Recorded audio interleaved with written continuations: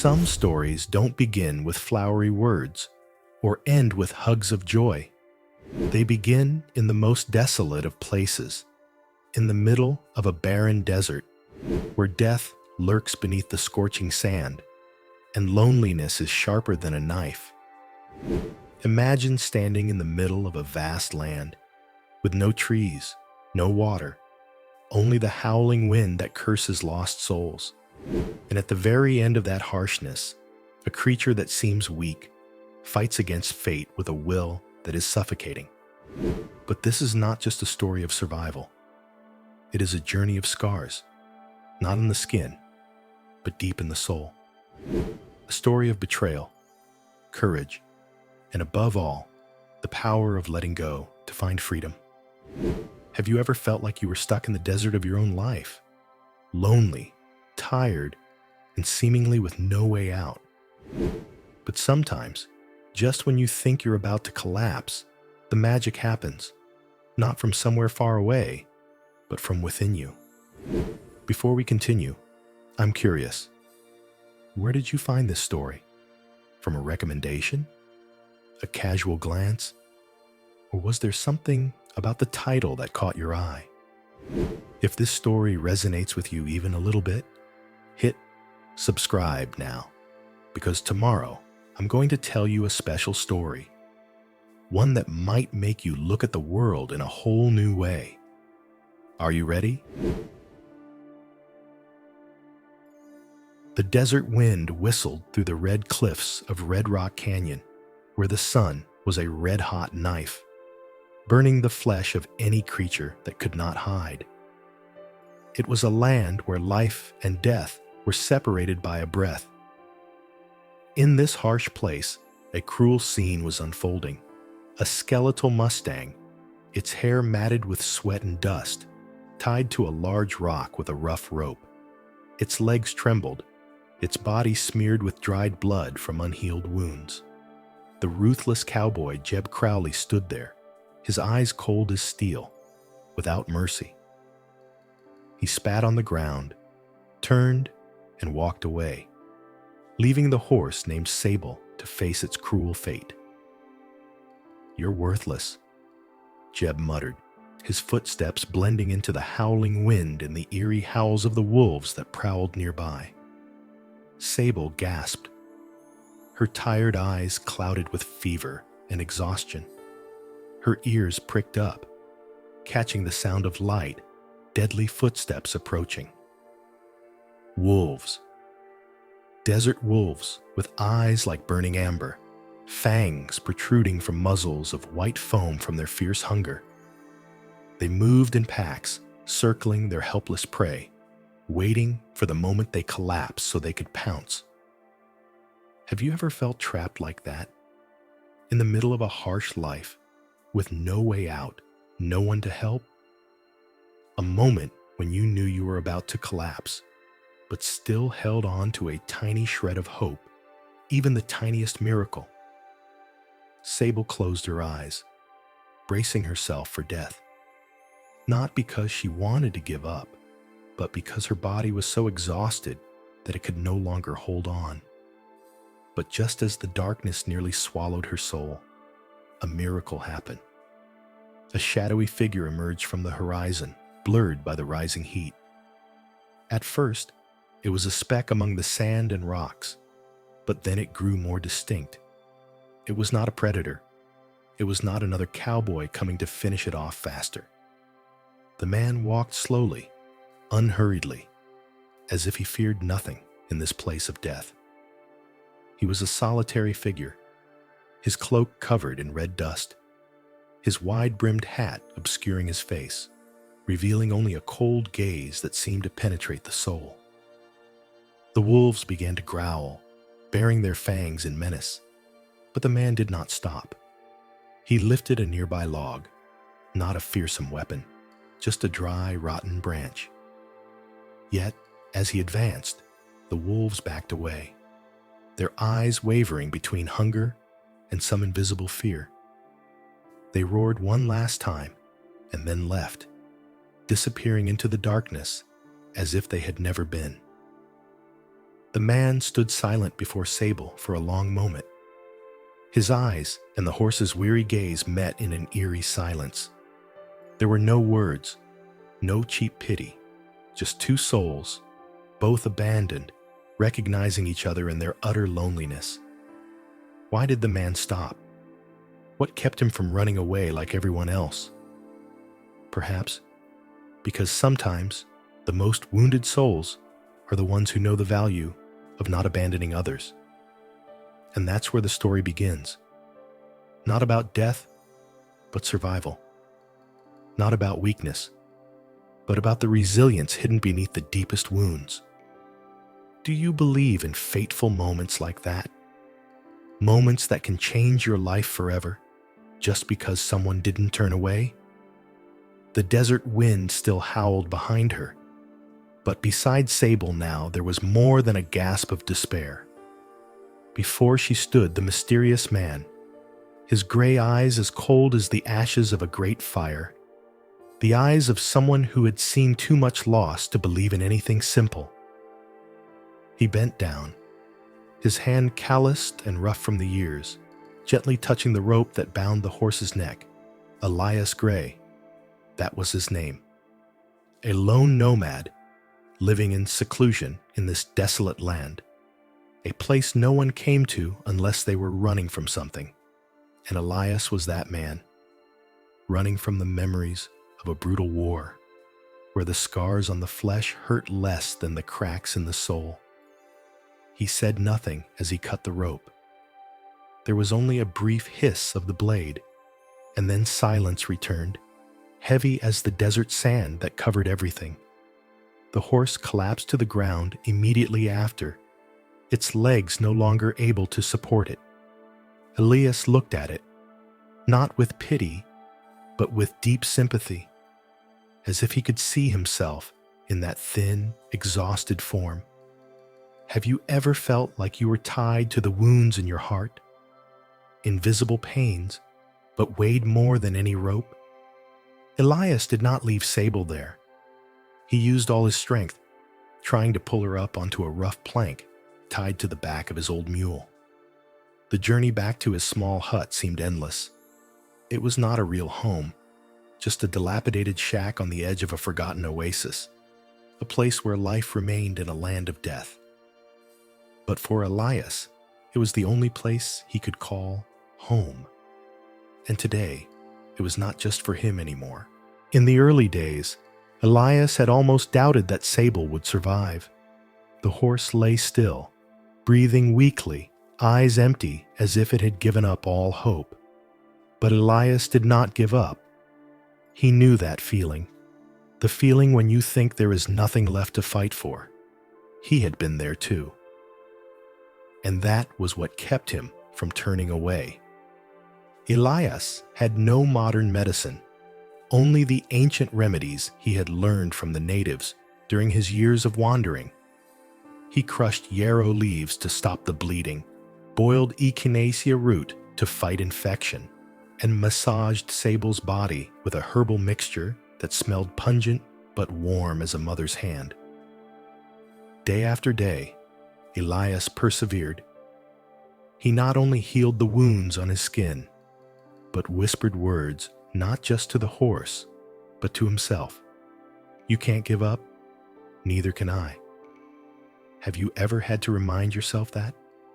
When everything falls apart, you have to get back up, not for anyone else, but just to prove that you can.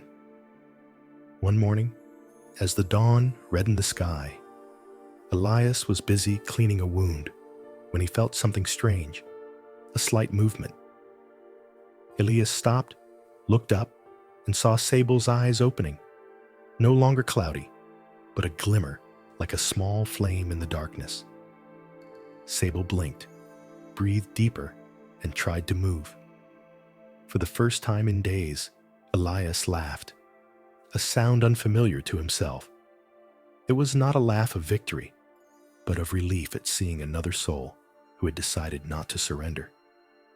From that day on, Sable began to heal more quickly. She tried to stand, though her legs were shaking. Elias did not help her up. he knew some battles must be fought alone. He just stood there, silent, a steadying presence to let the horse know she was not alone. As time passed, Sable did not just get better. It became stronger than ever.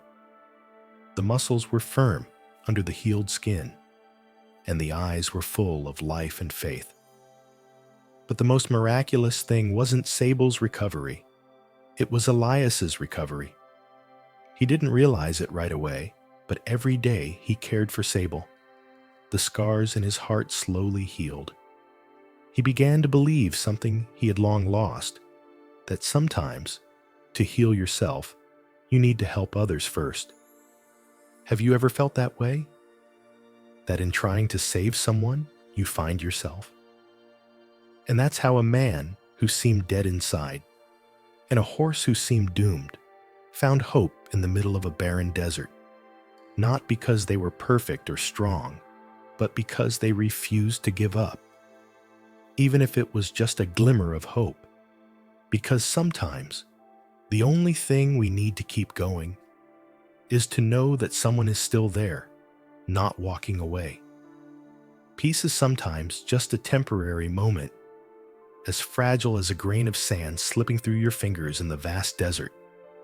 For Elias Gray and Sable, the days of recovery in the quiet of the deserted oasis were a small miracle in a harsh world. But deep down, Elias knew that the past never truly leaves anyone alone. And then, as if by an inescapable fate, the past found them, in the form of cruelty and greed. One afternoon, as the sunset stretched across the red sand, Elias stood by the water, silently watching Sable run free, her strong legs kicking up dust, her eyes glowing with pride. It was the image of rebirth, a once crushed soul now shining brightly. But Elias failed to notice one small but deadly thing: the footprints. Not Sable's, not Elias's, but others, imprinted in the sand, leading straight to the oasis. The sound of hooves echoed in the distance, faint at first, as if from an old memory, but growing clearer, urgent, rough, and menacing. Elias squinted, his heart slowing, a reflex familiar to those who had survived fierce battles. He recognized the stiff, riding stance and steely gaze. Jeb Crowley, the ruthless cowboy who had abandoned Sable in the desert. And he had not come alone.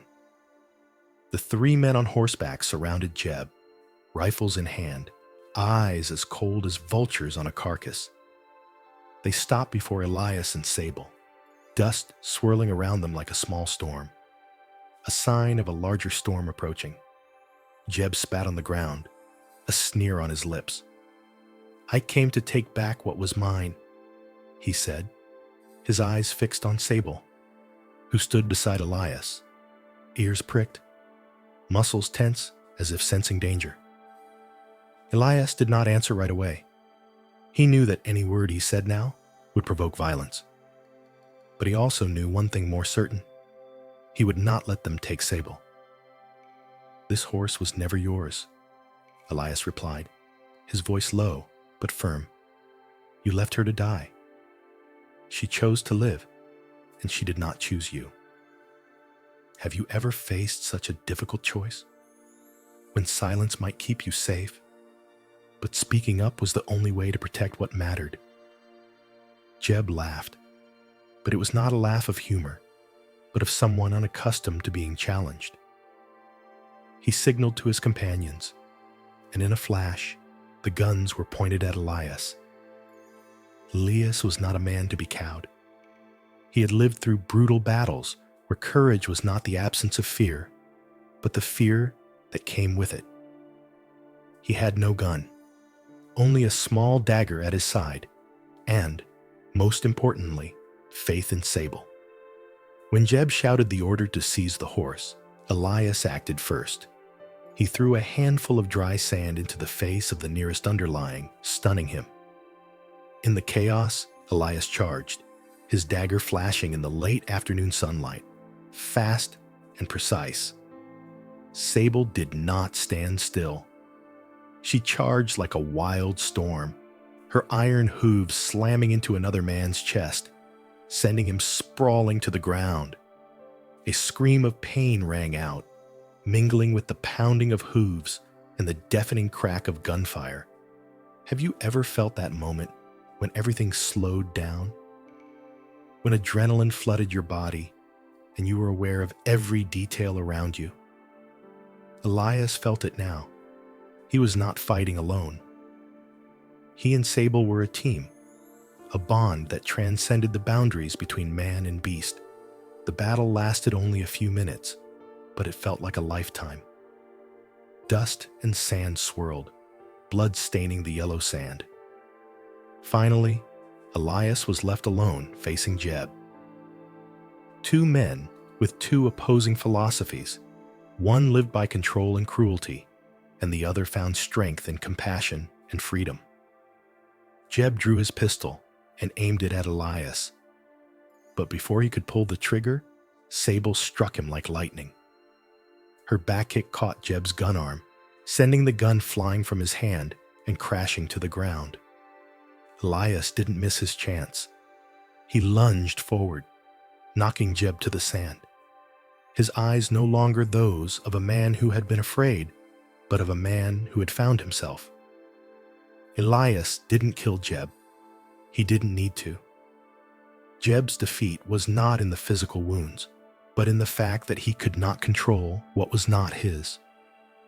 When the dust settled, Elias and Sable stood in the middle of the desolate battlefield, breathing heavily but proudly. They had fought not just to survive, but to affirm a simple but powerful truth. Freedom cannot be taken away, and courage cannot be defeated. Have you ever been in a battle like that? Not necessarily with fists or bullets, but a battle within your soul, to defend what you believe in, even if the world is against you? Elias knows that true peace is not the absence of conflict, but the strength to stand firm in the storm. And Sable, the horse once left to die, is now a living symbol of resilience, of never giving up in the face of fate. Because sometimes, what defines us is not what we have been through, but how we rise after we have fallen. After the battle, the desert returned to its pristine silence. There was no more gunfire, no more galloping horses, no more screams of hatred. There was only the gentle wind blowing over the red rocks and the slow, deep breathing of two souls who had crossed the boundary between life and death, Elias Gray and Sable. Elias stood there, his hand gently placed on Sable's mane, feeling the strong pulse beneath the hard skin, the pulse of life, of freedom. But deep in his heart, Elias knew what he did not want to admit. Sable did not belong to him. That wild horse was not something that could be held forever, not by rope or by affection. One morning, the sun reddening the horizon, Elias led Sable to a high knoll where he could see far and wide, where wild mustangs still ran free in the wind. He unhooked the reins, his hands brushing Sable's neck one last time, their eyes meeting in a moment that required no words. "You fought enough," Elias whispered, his voice hoarse with unnamed emotion. "Now it's time to be true to yourself." Have you ever been faced with the moment when you had to let go of something, knowing it wouldn't be yours forever? A friend, a memory, even a part of your old self? Sable seemed to understand. She didn't rush away. Instead, she gently touched her head to Elias's chest, a simple gesture that was enough to tear the hard shell around the lonely man's heart. Then, with a gentle nudge, Sable turned, striding powerfully into the wind, charging toward the wild horses waiting on the horizon. Elias stood still, watching the figure shrink and disappear behind the rolling dunes. His heart ached, but it wasn't the pain of loss. It was the beautiful pain of release.